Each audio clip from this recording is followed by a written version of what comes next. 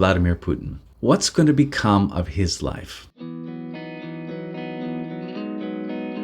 Welcome, everybody. Today is Ash Wednesday. I can't believe it. Yes, and it is a joy for us to be able to journey with you for the next, how many days? I think it might be like 47. We are going to be serving you, journeying along with you, offering reflections 5 days a week on Father Fernandez's book, In Conversations with God. And so we're going to be sharing with you what stood out to us and why, but also more than that, we're going to be sharing our journey through Lent, our highs and our lows, and maybe you'll learn a lot about what not to do when you listen to us. So if you're feeling that, maybe you're behind because you don't have the book or you're supposed to be doing these readings, I don't want anyone to feel that way. You do not have to do the readings, but we do really encourage a daily rosary along with these video reflections. Okay, so with that, we're going to get right into it. Janelle, what stood out to you today? God wants us to detach ourselves from the things of the earth and return to Him.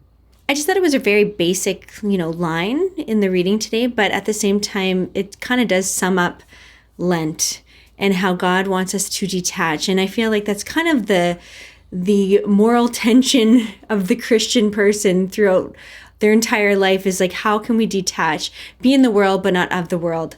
And either we detach now, or we have to detach in purgatory. And I would really like to get rid of some of that purgatory time now. And Lent is a penitential time. This is a time to turn our hearts to God, to turn away from sin, turn away from the world, and turn to our Maker. And so if you're here, it's because God has called you. He's working in your heart. You're here because you're a seeker. And what does Jesus say about those who seek? He promises those who seek will find. So all we have to have is a little bit of goodwill during this Lent, a little bit of goodwill to say, Jesus, I want to know you. I want to seek you. And He will honor that. Without God, all that remains of man's greatness is that little pile of dust in a dish at one side of the altar. Is that how you feel about your life? Here's a question for you. We're in the midst of a world crisis right now. War is breaking out in the Ukraine. Russia's invading. I want you to draw your attention to Vladimir Putin. What's going to become of his life? Dust. Dust in a little dish. I mean, you could eventually. What's going to happen to, let's say, Joe Biden's life? Dust. That could probably put in the end in a little dish. What's going to happen to me? Kenny Zinski's life. Me too. I'm going to be dust. Janelle? Dust. Probably pretty dust, but dust nonetheless. This is a good reminder, friends, to put life into perspective, that our greatness can be summed up into little particles of dust because compared to God, we are nothing. And this is such a good reminder for us at the beginning of Lent. We owe everything to God. True conversion is shown by the way we behave. We show that we really want to improve by the way we do our work or our study. We show it by the way we behave towards our family, by offering up to God in the course of the day little mortifications which make life for those around us more pleasant and which make our work more effective. Often when we do mortifications, we don't think about making life more pleasant or more easy or just more beautiful for those around us. And living in a home, often our children, they do things because they have to do it. But I think if we understood the bigger picture of let's do this so that we can make life better for other people, then maybe it would add some joy. And actually the author does talk a lot about that. Like once we start performing these acts of penance and sacrifice, that it just coincides with a joyful Christian life. And you can't be devoid of having joy, even though, sometimes some of these penances might be difficult.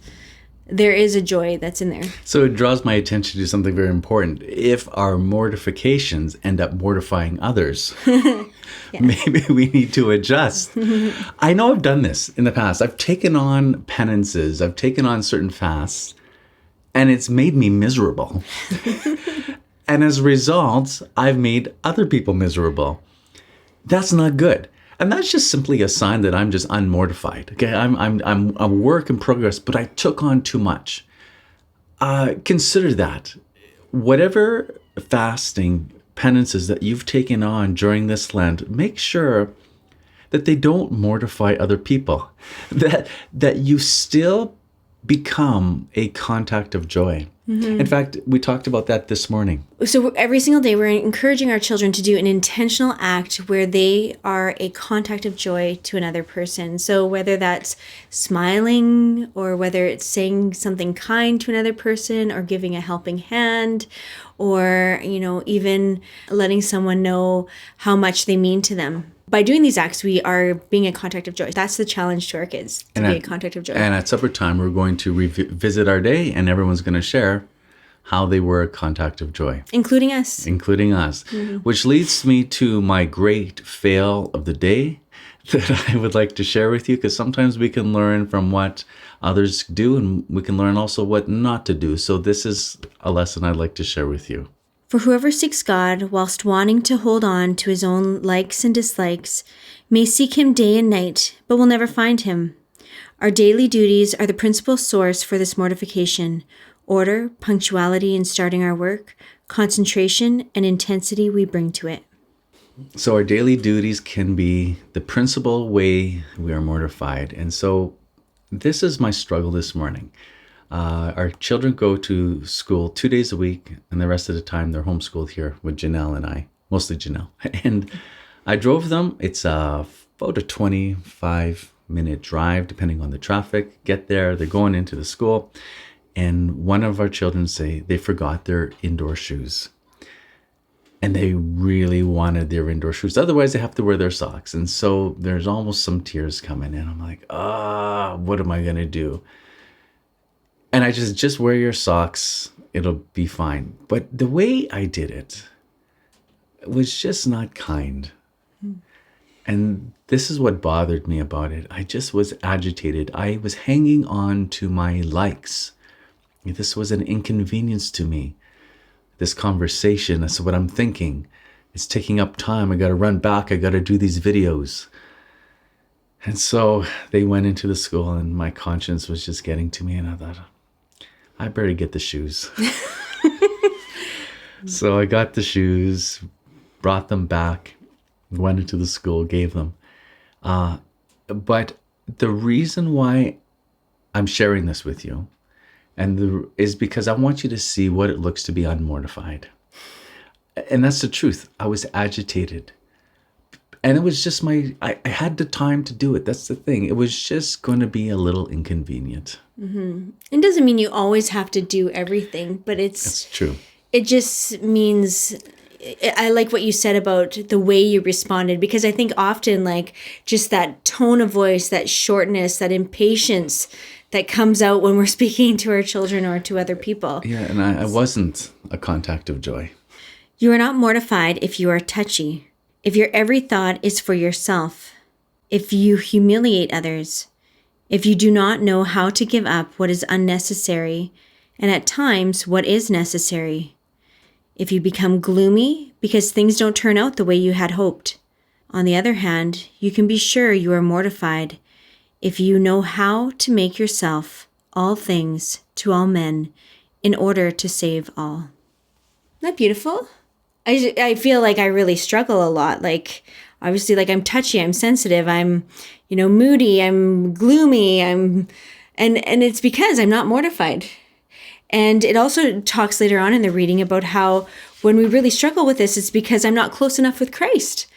And so Lent is such a great reminder to get closer to Christ. Also, the author just shares this one short little line. He says, we must draw up a specific plan. He says you should write it out and know exactly ahead of time what you're going to do. Even when it comes to your penances or your mortifications, know ahead of time what it is that you're going to do. Mm-hmm. Great practical advice. So, friends, we're going to conclude with that. Please share with us what stood out to you and why in this video. And please share this video with other people who you think might be interested in joining us in this journey. If you want these videos by email, there's a link in the description where you can click and join, get all these messages and our smiley face in your inbox, but we're also here for you on YouTube. So with that... Oh, and lastly, if you want to join our Facebook group, you're welcome to that as well, because we'll be hopping in there every single day. Link in the description. Mm-hmm. So please Now pray the rosary along with us. Link is right up there, and we will see you tomorrow.